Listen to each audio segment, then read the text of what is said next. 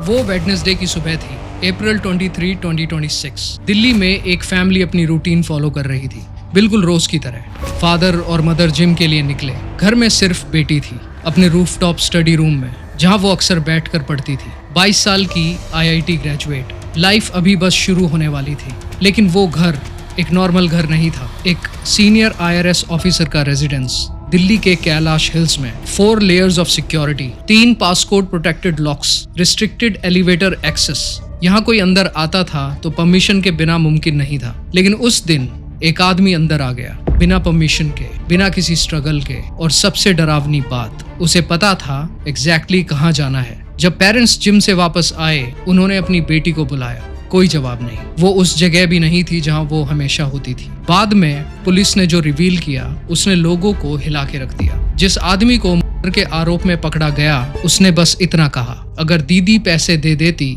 तो ऐसा नहीं होता। दीदी, उसने अपनी विक्टिम को दीदी कहा।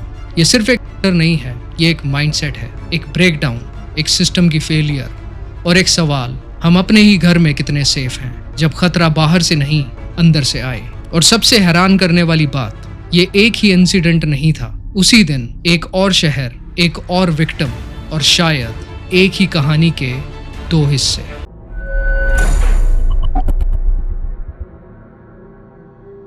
साउथ दिल्ली की एक खास बात है, यहाँ सब कुछ नॉर्मल दिखता है। काम, सेटल्ड, सिक्योर। अमर कॉलोनी, कैलाश हिल्स, ये वो जगह हैं जहां लोग प्राइवेसी में रहते हैं। गेटेड स्पेसेस, एलिवेटेड होम्स और नेबर्स एक दूसरे को नाम से नहीं, रोल से जानते हैं। IRS ऑफिसर वाले साहब, टॉप फ्लोर वाली आंटी, ये फैमिली भी वैसी ही थी। High functioning, disciplined, upper middle class elite. Father senior Indian revenue service officer, एक ऐसा रोल जो सिस्टम को चलाता है। Taxes, enforcement, financial control, structure, routine responsibility. और उनकी बेटी बिल्कुल वैसी ही थी, 22 साल की उम्र, IIT ग्रेजुएट। वो एज जब जिंदगी बस शुरू ही होती है। प्लान्स बनते हैं, फ्यूचर शेप लेता है और पेरेंट्स पीछे खड़े होकर बच्चों को सपोर्ट करते हैं और बस देखते हैं उन्हें सक्सेसफुल होते हुए। घर के रूफटॉप पर एक सेपरेट स्टडी रूम था, क्वाइट, आइसोलेटेड, डिस्ट्रैक्शन फ्री। वही उसकी जगह थी, वही उसकी रूटीन थी। जब हम अपर मिडिल क्लास हाउसहोल्ड्स की सिक्योरिटी साइकोलॉजी देखते हैं तो एक अजीब पैराडॉक्स सामने आता है। जितनी ज्यादा सिक्योरिटी बाहर के लिए होती है, उतना ही ज्यादा ट्रस्ट अंदर के लोगों पर शिफ्ट हो जाता है। Domestic help, drivers, maintenance staff, ये लोग धीरे धीरे बैकग्राउंड का हिस्सा बन जाते हैं, इनविजिबल। उन्हें कभी थ्रेट के रूप में देखा ही नहीं जाता। इस घर में भी एक आदमी था, कुछ महीने काम किया था उसने। उसे पता था लिफ्ट के पास कोड्स, स्टेयर्स के लॉक्स, स्पेयर कीज कहाँ रखी जाती हैं और सबसे इम्पोर्टेंट, फैमिली का रूटीन, कौन कब घर पे होता है और कब नहीं। वो आदमी अब यहाँ काम नहीं करता था, लेकिन उस दिन वो वापस आया और यहीं से शुरू होती है इस कहानी की असली क्रूलिटी। वो कोई स्ट्रेंजर नहीं था, वो एक जाना पहचाना चेहरा था। और सच ये है, सबसे ज्यादा खतरा अक्सर वही होता है जिसे हम पहचानते हैं।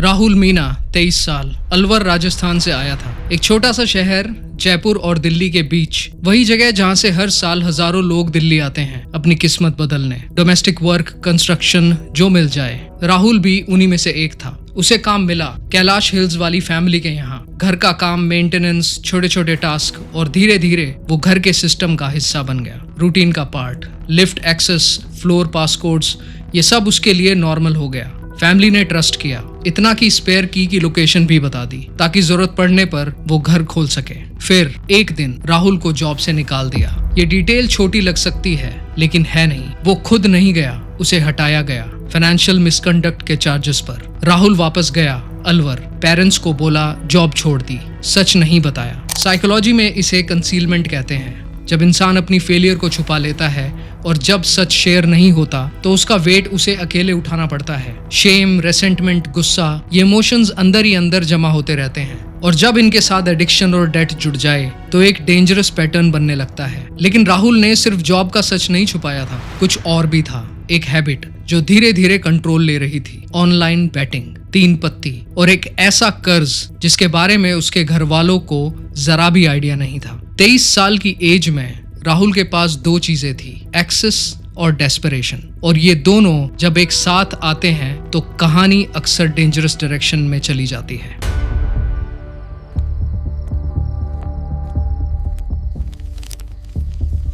इन्वेस्टिगेटर्स ने बाद में जो रिवील किया वो सुन के इंसान रुक सा जाता है। राहुल मीना सिर्फ बैटिंग नहीं करता था, वो एडिक्ट था। ऑनलाइन बैटिंग एप्स, 3 पत्ती, वर्चुअल टेबल्स जो कभी बंद नहीं होते, ऑलवेज 1 क्लिक अवे। सिर्फ कुछ महीनों में उसने हार दिए 7 लाख रुपए से ज्यादा, 7 लाख। और ये पैसे उसके अपने नहीं थे, सब बोरोड थे। मतलब वो सिर्फ हारा नहीं था, वो डूब चुका था डीप डेट में। और अब सिचुएशन ये थी, जॉब गई हुई थी, इनकम जीरो, लेकिन कर्ज बढ़ता जा रहा था। इंडिया में ऑनलाइन गेमिंग एडिक्शन एक साइलेंट एपिडेमिक की तरह ग्रो कर रहा है। इसकी सबसे डेंजरस बात क्या है कि ये इनविजिबल है। कोई कसिनो नहीं, कोई पब्लिक स्पेस नहीं, सब कुछ फोन पर होता है, प्राइवेट और कांस्टेंट। और लॉस का साइकिल बहुत तेजी से एस्केलेट करता है। रिसर्च ये भी सजेस्ट करती है कि फाइनेंशियल डेस्परेशन और वायलेंट क्राइम के बीच एक स्ट्रॉन्ग कोरिलेशन होता है, खासकर तब जब इंसान अपनी सिचुएशन छुपा रहा हो। राहुल के पास अब ऑप्शंस खत्म हो रहे थे। जॉब गायब,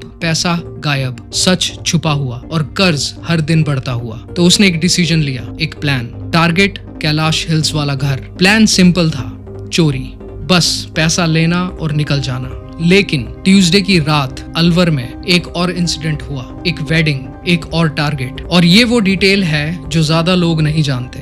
राहुल ने सिर्फ एक क्राइम प्लान नहीं किया था, उसने एक ही दिन में 2 अलग जगह 2 अलग लोगों को टारगेट किया। और यहीं से ये केस सिर्फ रॉबरी गॉन रॉन्ग नहीं रहता, ये एक पैटर्न बन जाता है, एक माइंडसेट जो बताता है ये इम्पल्सिव नहीं था, ये कुछ और था।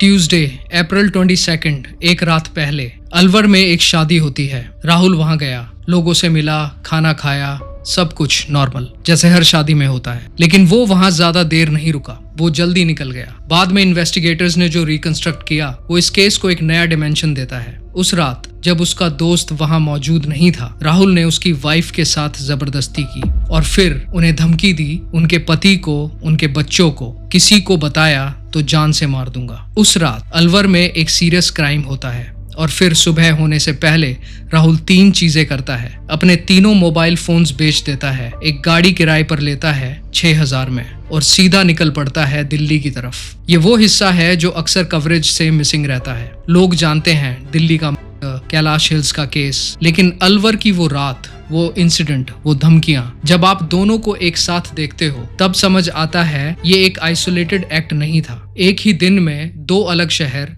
2 अलग विक्टिम्स और बीच में सिर्फ कुछ घंटे। ये प्लानिंग नहीं लगती, ये एस्केलेशन लगता है। क्रिमिनल साइकोलॉजी में इसे स्प्री बिहेवियर कहा जाता है। जब एक इंसान शॉर्ट स्पैन में मल्टीपल क्राइम्स कमिट करता है, इसका मतलब होता है कि उस इंसान की फीलिंग्स कोलैप्स हो चुकी हैं, फियर खत्म हो चुका है, कॉन्सिक्वेंसेस इररिलेवेंट हो चुके हैं और उस मोमेंट में इंसान सिर्फ एक चीज देख रहा होता है, अपनी इमीडिएट नीड। ये स्टेट एक्सट्रीमली डेंजरस होती है। दिल्ली की तरफ ड्राइव करते वक्त राहुल क्या सोच रहा था ये हम कभी नहीं जान पाएंगे, लेकिन एक चीज क्लियर है, उसे पता था एग्जैक्टली कहाँ जाना है और एग्जैक्टली क्या करना है। और उस वक्त कैलाश हिल्स में एक 22 साल की लड़की अपने रूफटॉप स्टडी रूम में बैठी थी, पढ़ रही थी, बिल्कुल अनजान कि कोई उसकी तरफ आ रहा है। वेडनेसडे अप्रैल 23 सुबह इस घर की रूटीन प्रिडिक्टेबल थी, जैसे अक्सर होती है। पेरेंट्स जिम, बेटी घर, स्टाफ के लिए स्पेयर की बाहर, lift passcode protected, multiple barriers, layered security. ये घर एक फोर्ट्रेस जैसा था, लेकिन राहुल के लिए ये फोर्ट्रेस नहीं था, ये एक ओपन बुक था। उसे पहले पता था पेरेंट्स किस वक्त निकलते हैं, उसे पता था स्पेयर की कहाँ रखी होती है, पासकोड्स वो पहले ही याद कर चुका था और एलिवेटर रिस्ट्रिक्टेड था, लेकिन उसके लिए नहीं। एक के बाद एक बैरियर्स खुलते गए, 3 पासकोड्स लॉक्स, 4 लेयर्स ऑफ सिक्योरिटी, सब बाईपास हो गए क्योंकि प्रॉब्लम सिस्टम में नहीं थी, प्रॉब्लम थी अंदर की इंफॉर्मेशन। डोमेस्टिक ट्रस्ट एक डबल एज स्वॉर्ड होता है। घर के अंदर काम करते वक्त जो एक्सेस मिलता है स्पेस का, टाइम का और रूटीन का, वो एक्स्ट्रा ऑर्डिनरी होता है। हम अपने डॉक्टर्स को अपनी मेडिकल हिस्ट्री देते हैं और अपने डोमेस्टिक स्टाफ को अपने घर का पूरा मैप। और जब ये ट्रस्ट ब्रेक होता है तो ये इंफॉर्मेशन वेपन बन सकती है। राहुल अब घर के अंदर था, बिना कोई अलार्म, बिना कोई आवाज, बिना किसी को पता चले। और सबसे डेंजरस बात, वो सर्च नहीं कर रहा था, वो सीधा जा रहा था। डेस्टिनेशन क्लियर था, रूफटॉप स्टडी रूम जहां वो अकेली थी।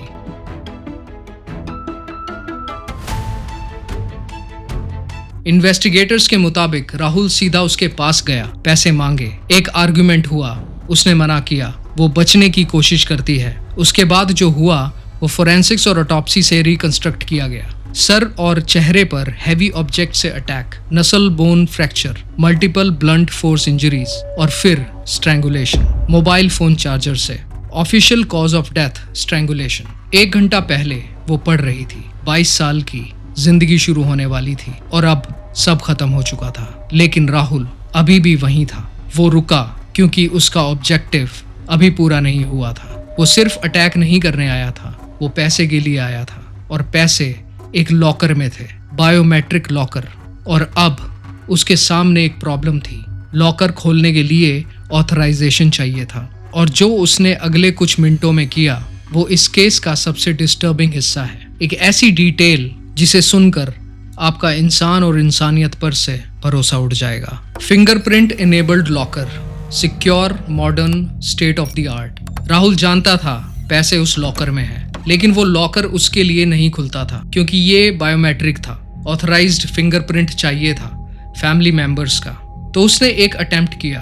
वो उस लड़की को नीचे ले गया, उसे मूव किया और उसकी उंगली स्कैनर पर रखने की कोशिश की, लेकिन सिस्टम ने रिस्पॉन्ड नहीं किया। बायोमेट्रिक ऑथेंटिकेशन ऐसे काम नहीं करता। अब उसके पास सिर्फ एक ऑप्शन था, फोर्स। उसने लॉकर तोड़ दिया स्क्रू ड्राइवर से, अंदर से कैश निकाला, लगभग 2.5 लाख रुपए, कुछ ज्वेलरी, सब एक बैग में डाल दिया।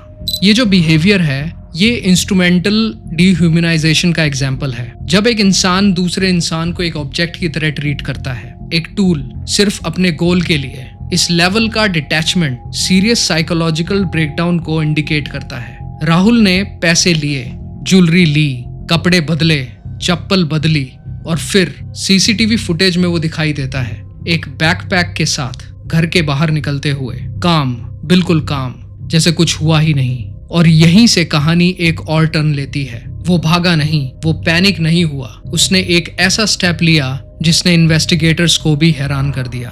राहुल पालम रेलवे स्टेशन पहुंचा। प्लान था रेवाड़ी की ट्रेन पकड़नी है, दिल्ली से निकलना है, लेकिन ट्रेन मिस हो गई तो उसने डायरेक्शन बदली। द्वारका में ही एक होटल लिया, चेक इन किया। बाद में होटल मैनेजर ने जो डिस्क्राइब किया वो सुन के अजीब लगता है। वो काम था, स्वीट था, बिल्कुल नॉर्मल लग रहा था। नॉर्मल। एक आदमी जिसने कुछ घंटे पहले एक 22 साल की लड़की को मारा, वो रिसेप्शन पर खड़ा था, फॉर्म फिल कर रहा था, स्टाफ से पोलाइटली बात कर रहा था और उन्हें वो स्वीट लगा। फोरेंसिक साइकोलॉजी में इसे मास्क ऑफ सैनिटी कहा जाता है। एक ऐसी स्टेट जहां बाहर से इंसान बिल्कुल नॉर्मल दिखाई देता है, काम, कंट्रोल्ड, सोशली अप्रोप्रिएट, लेकिन अंदर रिमोर्स का एब्सेंस होता है। और यही कॉन्ट्रास्ट सबसे ज्यादा डिस्टर्बिंग होता है। क्राइम के सिर्फ कुछ घंटे बाद पुलिस ने उसे ट्रेस किया और अरेस्ट किया, उसी होटल से, द्वारका। ज्यादा दूर नहीं था वो, ना क्राइम सीन से, ना उस घर से जहां एक फैमिली ने अपनी एक होनहार बेटी को खो दिया। लेकिन कहानी यहाँ खत्म नहीं होती। असली टेस्ट अब शुरू होता है, इंटेरोगेशन। और जो उसने वहां कहा वो इस पूरी कहानी का सबसे डार्क मोमेंट है। पुलिस कस्टडी, अप्रैल 23 रात। इन्वेस्टिगेटर्स ने राहुल से पूछा, क्या हुआ, क्यों हुआ, कोई पछतावा है? बाद में एक सीनियर ऑफिसर ने बताया, राहुल ने जो कहा वो भूलना मुश्किल है। उसने कहा अगर दीदी पैसे दे देती तो ऐसा नहीं होता। जिस लड़की को उसने मारा, और ऐसा कहा जाता है कि उसने उसका भी किया, उसे वो दीदी कहता था, बहन। और फिर उसने एक और लाइन बोली, चोरी करने का अफसोस नहीं, पर मारना नहीं चाहिए था।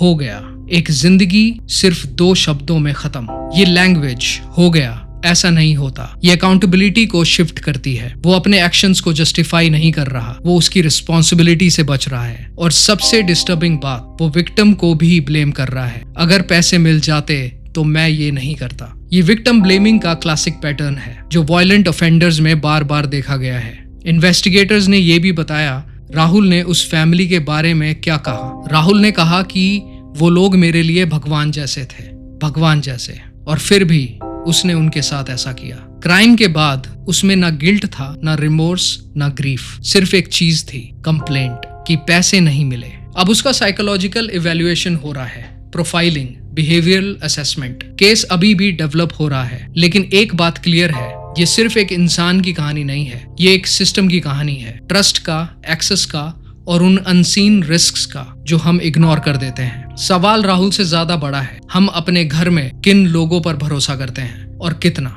और अगर वो भरोसा टूट जाए तो क्या हम वैसे ही प्रिपेयर्ड हैं जैसा हम सोचते हैं? ये केस खत्म होता है, लेकिन एक चीज रह जाती है, एक फीलिंग अनकंफर्टेबल, क्योंकि ये सिर्फ राहुल की कहानी नहीं है, ये हम सब की कहानी है। ऑनलाइन बैटिंग, फोन पर, प्राइवेट, इनविजिबल, और इंडिया में ये एक मैसिव इंडस्ट्री बन चुकी है। लोग हारते हैं, चुप रहते हैं, शेम होती है, डेट बढ़ता है, और एक पॉइंट आता है जब इंसान डेस्परेट हो जाता है। राहुल ने 7 लाख हारे, 7 लाख। एक डोमेस्टिक वर्कर के लिए ये सिर्फ एक नंबर नहीं है, ये एक कोलैप्स है। एडिक्शन, फाइनेंशियल स्ट्रेस और मेंटल हेल्थ, ये 3 चीजें अक्सर साथ आती हैं, लेकिन structured help, counselling, support system, accessible care working class के लिए ऑलमोस्ट नॉन एग्जिस्टेंट है। और जब सपोर्ट नहीं होता, साइकिल ब्रेक नहीं होती। फिर आता है trust. Domestic help verification system exist करते हैं, फॉर्म्स, पुलिस चेक्स, प्रोसेसेस, लेकिन रियलिटी ज्यादातर घर ट्रस्ट पर चलते हैं। डोमेस्टिक वर्कर्स और एम्प्लॉइज के बीच एक डीप इम्बैलेंस होता है। एक साइड सिक्योरिटी अज्यूम करती है, दूसरी साइड इनविजिबल हो जाती है, और जब ये इम्बैलेंस बिगड़ जाता है तो कॉन्सिक्वेंसेस अनप्रिडिक्टेबल हो जाते हैं। और फिर अलवर, वो ट्यूसडे की रात, एक और विक्टिम। केस रजिस्टर हुआ, लेकिन कवरेज नहीं थी, क्योंकि वो हेडलाइन का परफेक्ट विक्टिम नहीं थी। ना बिग सिटी, ना पावरफुल फैमिली। और ये भी इस कहानी का हिस्सा है। क्राइम रिपोर्टिंग में बायस डॉक्यूमेंट है। अर्बन और अपर मिडिल क्लास केसेस ज्यादा हाईलाइट होते हैं। रूरल और वर्किंग क्लास विक्टिम्स अक्सर बैकग्राउंड में रह जाते हैं, लेकिन जस्टिस सेलेक्टिव नहीं होता। इस कहानी में 2 विक्टिम्स हैं, एक जिसकी डेथ ने देश को जगा दिया, और एक जिसकी आवाज इतनी दूर नहीं पहुंची। दोनों को याद रखना जरूरी है। और शायद सबसे अनकंफर्टेबल बात, ये सब कुछ एक हाई सिक्योरिटी घर में हुआ। वो 22 साल की IIT ग्रेजुएट, जिसका नाम हम रिस्पेक्ट में नहीं ले रहे, वो याद रखे जाने के हकदार है। और वो औरत अलवर में, जिसकी कहानी इतनी दूर नहीं पहुंची, वो भी उतनी ही इम्पोर्टेंट है। दोनों विक्टिम्स हैं, दोनों को याद रखना जरूरी है। और हम जो ये कहानी सुन रहे हैं, हम क्या लेके जाते हैं? शायद ये सिक्योरिटी सिर्फ लॉक्स में नहीं होती, पासकोड्स में नहीं होती। सिक्योरिटी होती है सिस्टम में, अवेयरनेस में, और उन कॉन्वर्सेशंस में जो हम अवॉइड कर देते हैं, क्योंकि वो अनकंफर्टेबल होती हैं। लेकिन शायद अब उन्हें अवॉइड करना ऑप्शन नहीं है। वो कॉन्वर्सेशंस आज से शुरू करो। अपने डोमेस्टिक हेल्प से बात करो, ताकि दोबारा ऐसी चीजें ना हो सके।